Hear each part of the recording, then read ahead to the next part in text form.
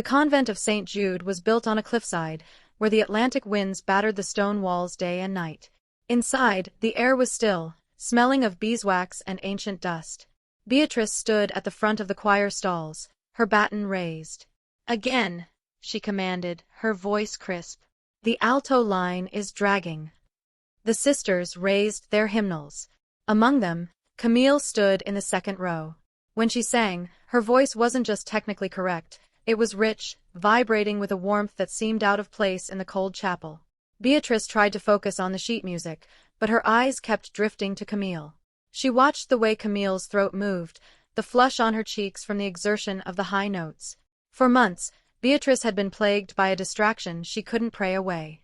It wasn't just admiration for a student, it was a gravitational pull. When practice ended, the sisters filed out for the great silence. Camille lingered, pretending to organize the heavy wooden chairs. "Sister Beatrice," Camille whispered. Beatrice froze, clutching her baton. "It is silence time, sister."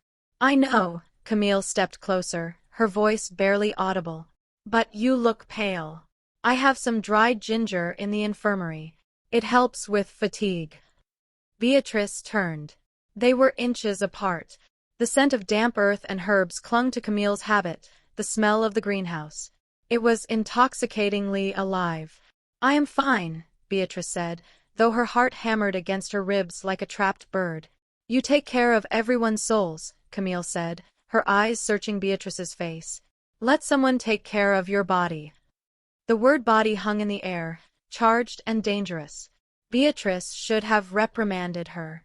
Instead, she nodded, a single sharp jerk of her chin. "Leave it at my door." 3 weeks later, the convent was preparing for the Feast of the Ascension. Beatrice was sent to the greenhouse to collect lilies for the altar. The greenhouse was Camille's domain. It was humid and lush, a stark contrast to the gray stone of the main building. Condensation dripped down the glass panes. Camille was on her knees, repotting a fern. She didn't hear Beatrice enter. Beatrice watched her for a moment, the focused curve of her spine, the way her hands moved with gentle confidence in the soil. "Sister Camille." Camille jumped, turning around. A smudge of dirt was on her cheek. She smiled, and it was radiant. "Beatrice. Sister Beatrice." "I need lilies," Beatrice said, her voice tight. The heat in the room was oppressive, or perhaps it was just the proximity to Camille.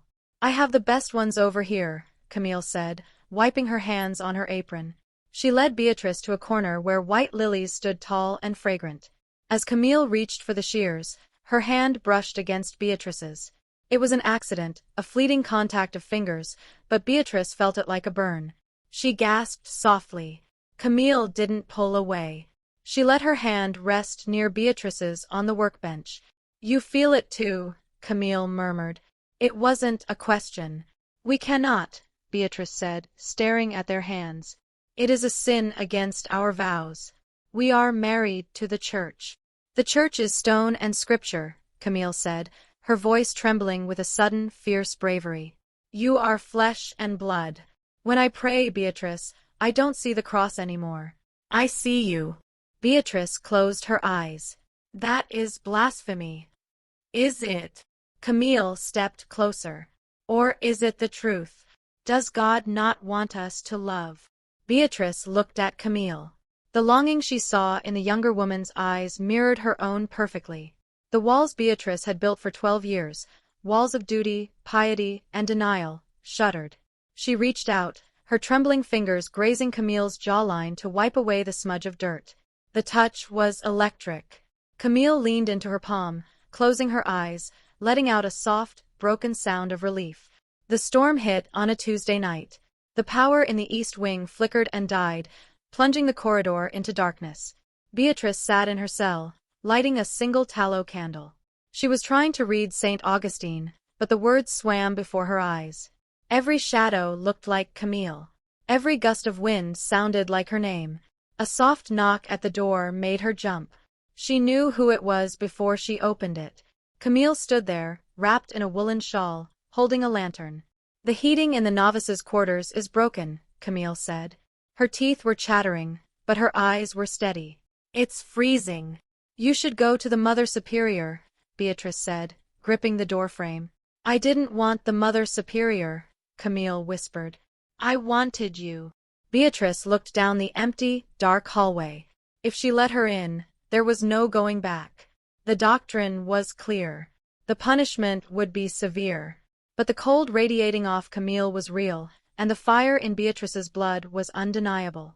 Beatrice stepped back and opened the door wide. Camille stepped in, and Beatrice locked the door behind her. The click of the latch sounded like a gunshot in the silence. The cell was small, illuminated only by the flickering candle. Camille set her lantern down. She was shivering, though Beatrice suspected it wasn't entirely from the cold.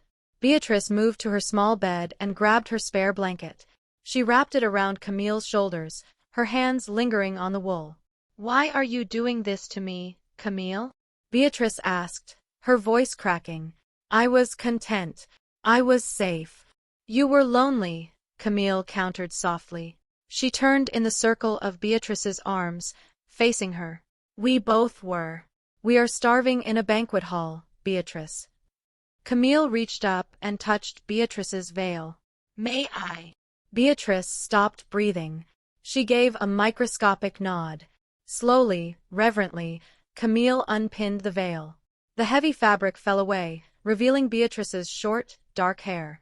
It was an intimacy reserved only for solitude. To be seen uncovered was a vulnerability Beatrice had never shared. You are beautiful, Camille breathed. Beatrice broke. The dam burst. She grabbed Camille's face with both hands and kissed her. It wasn't a gentle, tentative kiss. It was desperate, fueled by months of starvation. It tasted of fear and desire. Camille made a noise in her throat, a soft whimpering sound, and pressed her body against Beatrice's. They stumbled back until they hit the edge of the narrow cot. Beatrice sat down heavily, pulling Camille between her knees. This is wrong, Beatrice whispered against Camille's lips, even as her hands roamed over the back of Camille's habit, desperate to pull her closer. We are damned. Then let us be damned together, Camille replied, kissing Beatrice's neck, finding the sensitive spot beneath her ear that made Beatrice gasp. I would rather be damned with you than saved without you. The candle had burned down to a pool of wax. The storm outside had broken, leaving a gray, wet dawn. They lay tangled together on the narrow bed, still fully clothed in their shifts, though the heavy habits lay in a pile on the floor. Beatrice was awake, watching the dust motes dance in the sliver of light from the window. Camille was asleep, her head resting on Beatrice's chest, her breathing slow and even. Beatrice felt the weight of her vows pressing down on her: poverty, chastity, obedience. She had broken the most sacred of them. And yet, looking at Camille, she felt no shame. She felt a profound, settling peace she had never found in prayer. Camille stirred, her lashes fluttering against Beatrice's skin. She looked up, fear flashing in her eyes for a second before she saw Beatrice's face. Do you regret it? Camille whispered, her voice rough with sleep. Beatrice ran a hand through Camille's hair. She thought of the cold stone floors, the endless chanting, the hollow space that had been inside her for a decade. I regret that we have to hide, Beatrice said softly. But I do not regret this. Camille smiled, and it was like the sun breaking through the fog. She pulled herself up and kissed Beatrice deeply, slow and languid, acclaiming. We have to be careful, Beatrice murmured against her lips. They cannot know. Let them have the day, Camille said, resting her forehead against Beatrice's. Let them have the prayers and the chores and the hymns. But the night is ours. Beatrice tightened her arms around Camille. The night is ours.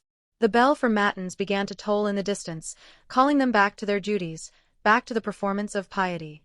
But as they rose to dress, to put on the armor of their habits and pin their veils back in place, they shared a look. It was a secret covenant, a new vow spoken not to God, but to each other. They were no longer alone.